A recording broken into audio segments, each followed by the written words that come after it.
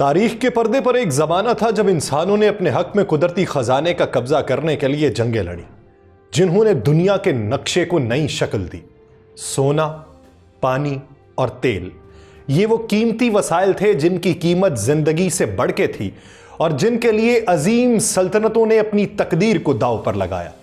ایسی جنگیں لڑی گئیں جنہوں نے نہ صرف سرحدوں کو متزلزل کیا بلکہ انسانوں کی روح تک کو جھنجھوڑ دیا۔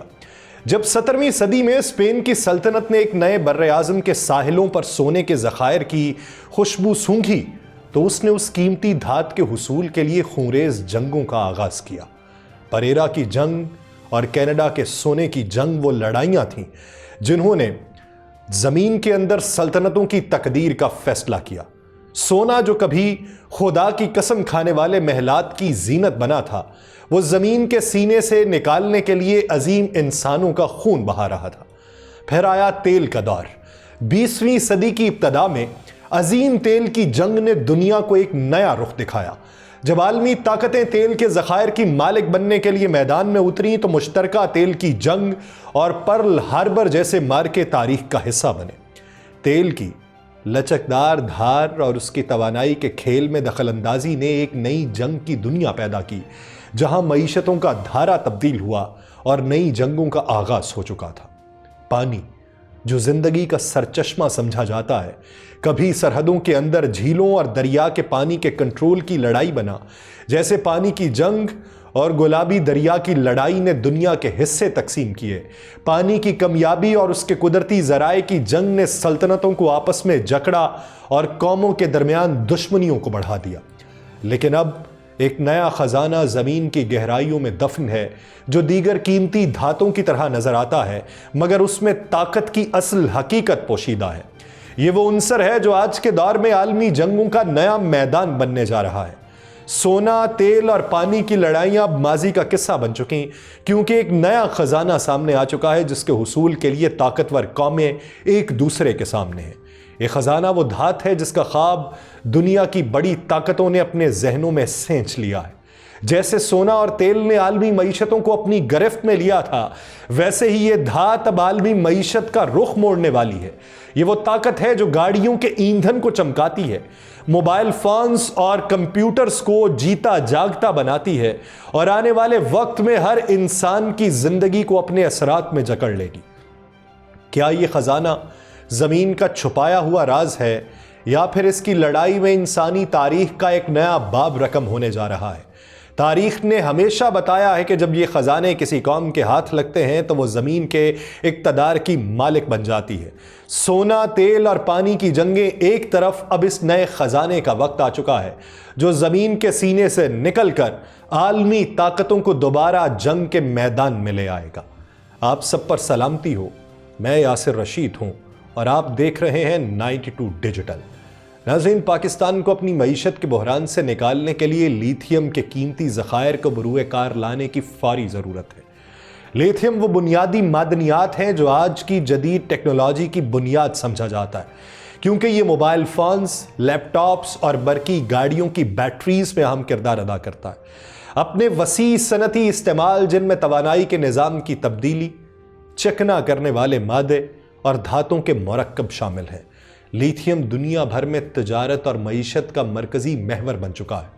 جیولوجیکل سروے آف پاکستان کے مطابق پاکستان کے مختلف علاقوں بشمول خیبر پختونخوا، گلگت بلتستان، چاغی کی بنجر جھیلیں اور چولستان تھر کے صحرا میں لیتھیم کے وسیع ذخائر موجود ہیں۔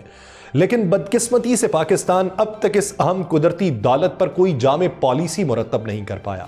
اس کے برعکس عالمی سطح پر لیتھیم کی مانگ میں غیر معمولی اضافہ ہو رہا ہے، جو 2021 کے 5 لاکھ ٹن سے 2030 تک 40 لاکھ ٹن تک پہنچنے کی توقع ہے۔ لیتھیم کی قیمت جو 2022 میں $77,000 فی ٹن کی بلند ترین سطح پہ تھی، اس کی مارکیٹ کی بڑھتی ہوئی اہمیت کو واضح کرتی ہے۔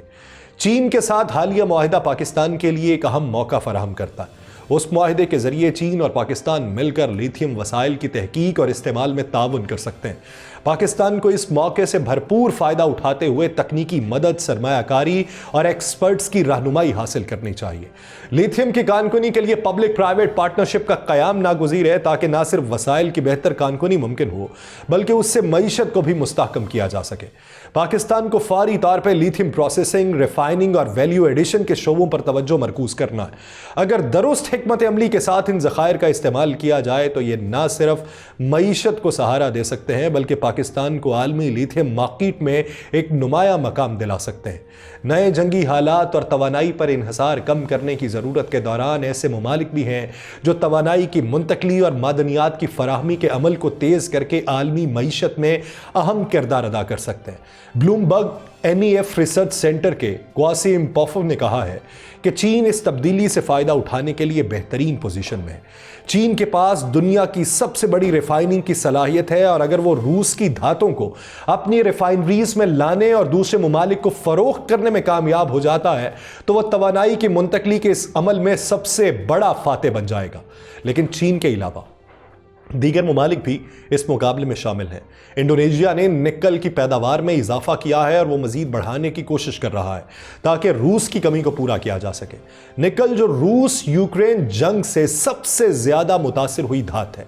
आलमी सतह पर रूस की पैदावार का 9% है और इंडोनेशिया इस खला को पुर करने के लिए अपनी सलाहियत में तेजी से इजाफा कर रहा है। दूसरी तरफ प्लाटिनम ग्रुप की धातों की कमी को पूरा करने के लिए जनूबी अफ्रीका के ममालिक को अहमियत हासिल है। अगर उन धातों की कमी होती है तो जनूबी अफ्रीका उनकी पैदावार में इजाफा करके आलमी मार्केट में उस खुला को पुर कर लेगा। चीन को मुस्तकबिल की धातों की फराहमी और प्रोसेसिंग में कई हवालों से बरतरी हासिल है जो उसे तवानाई के मुंतकली के अमल में अहम खिलाड़ी बनाती। अगर मगरबी ममालिक ने इस तब्दीली की रफ्तार के साथ तेजी से इकदाम ना किए तो उनके पीछे रह जाने का खतरा है और चीन दीगर ममालिक को पीछे छोड़ के आलमी मार्केट में गालिब पोजीशन हासिल कर लेगा। पाकिस्तान की सूरत हाल क्या है? Hub power company limited Pakistan का सबसे बड़ा इंडिपेंडेंट पावर प्रोड्यूसर यानी IPP है।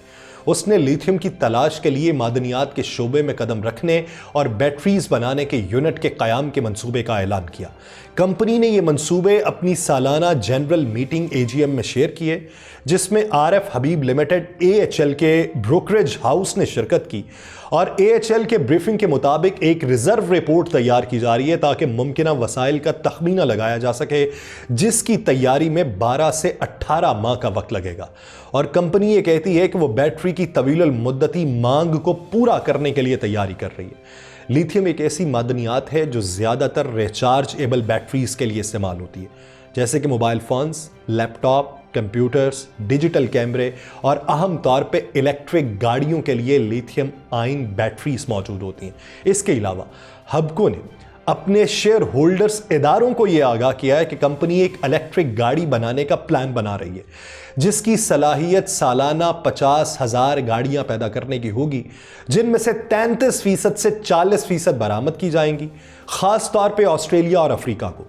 AHL की रिपोर्ट के मुताबिक हबको की तवक्को है कि वो दिसंबर 2025 से मार्च 2026 तक मुख्तलिफ इकसाम में मुकम्मल तौर पे असेंबल्ड गाड़ियां लॉन्च करेगा।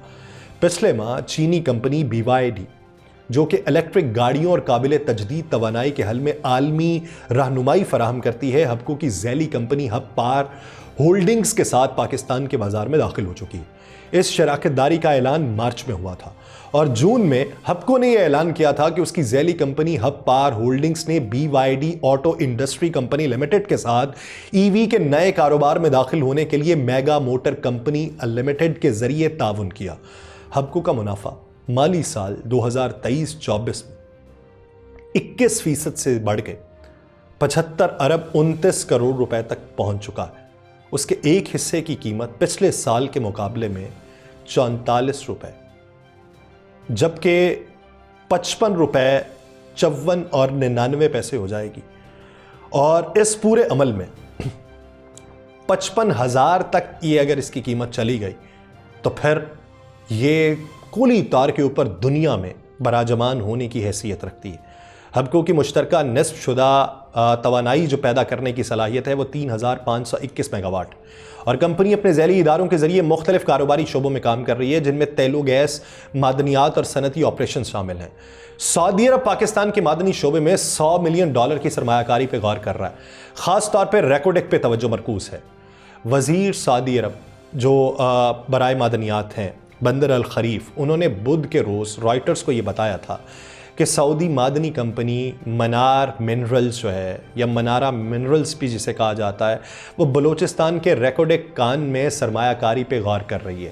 سعودی ترقیاتی فنڈ پاکستان کے معدنی انفراسٹرکچر میں $100 ملین سے زائد کی مدد فراہم کر سکتا ہے۔ ہم جو دیکھ رہے ہیں ان میں سے ایک یہ ان کا کہنا ہے کہ پاکستان کی کس طرح مدد کر سکتے ہیں، خاص طور پہ انفراسٹرکچر کے لحاظ سے۔ الخریف نے ریاض میں فیوچر منرلز فورم کے دوران ایک انٹرویو میں کہا کہ اس انفراسٹرکچر کے بغیر معاہدے کی معیشت پرکشش نہیں ہے، اس لیے سعودی ترقیاتی فنڈ کے ذریعے ہم اس کے مالیاتی پہلو پہ غور کر رہے ہیں۔ منارہ جو کہ سعودی عرب کے ریاستی کنٹرول میں موجود کمپنی ہے، وہ $925 بلین کے ایک انویسٹمنٹ فنڈ کے منصوبے پہ کام کر رہی ہے، اور سعودی عرب کی وہ کوششوں کا حصہ ہے تاکہ وہ اپنی معیشت کو تیل سے دور کر کے اسے کسی اور فورم پہ منتقل کیا جا سکے۔ منارہ کے ایگزیکٹیوز مئی 2023 میں پاکستان کا دورہ کر چکے ہیں تاکہ ریکوڈیک کان میں شیئرز خریدنے کے بارے میں بات چیت کریں۔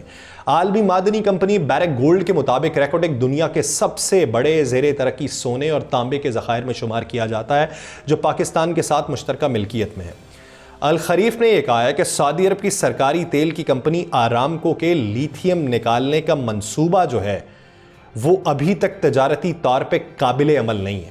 انہوں نے یہ کہا ہے کہ آرامکو نے king Abdullah university of science and technology کے ساتھ اس پائلٹ پروجیکٹ کے لیے شراکت داری کی ہے، اور لیتھیم انفینٹی جو کہ شروع ہونے والی ایک سٹارٹ اپ کمپنی ہے، آرامکو اور سعودی معدنی کمپنی معاون کے تعاون سے وہ لیتھیم کو نکالنے کے منصوبے کی قیادت کر رہی ہے۔ لیتھیم الیکٹرک گاڑیوں، لیپ ٹاپس اور سمارٹ فونز کی بیٹری میں ایک اہم جزو ہے۔ سعودی عرب اور متحدہ عرب امارات کی قومی تیل کمپنیز کا یہ منصوبہ ہے کہ وہ تیل کے رن آف سے یہ معدنیات نکالیں۔ آرامکو اور اس کی معاون کمپنیز نے غیر پابند معاہدے پہ دستخط کیے ہیں تاکہ سعودی عرب میں معدنیات کی تلاش اور کانکنی کے مشترکہ منصوبے کی تخلیق پہ غور کیا جا سکے۔ مستقبل کے معدنیات کے فورم میں دونوں کمپنیز جو ہیں یہ منصوبہ اس حوالے سے ہم سمجھتی ہیں کہ توانائی کے منتقلی کے معدنیات پہ مرکوز ہوگا، بشمول ہائی کنسنٹریشن ذخائر سے لیتھیم نکالنا اور براہ راست لیتھیم نکالنے کی لاگت مؤثر ٹیکنالوجیز کو آگے بڑھانے پہ ہوگی۔ لیتھیم کی تجارتی پیداوار 2027 تک شروع ہونے کا امکان ہے۔ اب یہ وہ موقع ہے، یہ وہ دھات ہے، یہ وہ ذخائر ہیں، یہ وہ خزانہ ہے جس کی بنیاد کے اوپر جب تیل کے ذخائر ختم ہو چکے ہوں گے، گیس سے لوگ کنارہ کشی اختیار کر چکے ہوں گے، دنیا فاسل فیول سے بھاگ رہی ہوگی، اور جب ایک بہتر دنیا بنانے کے لیے دنیا بھر کے اندر ماحولیاتی تبدیلیوں کو مد نظر رکھتے ہوئے لیتھیم بیٹریز کے اوپر توجہ مرکوز کرنے پہ بات ہو رہی ہوگی، تو اس وقت اور بڑی جنگیں ہوں گی، اس وقت پھر دوسرے کے حصے پہ قابض ہونے کی باتیں ہوں گی، اور یہ ہوگی دنیا کی نئی جنگ کا آغاز یا دنیا کی نئی پیش رفت کی بنیاد۔ دیکھیے کہ اس میں کون سے ممالک آگے بڑھتے ہیں اور کون سے ممالک وقت سے پہلے اس پہ اقدامات کر لیتے ہیں۔ مجھے دیجیے اجازت، اللہ نگہبان۔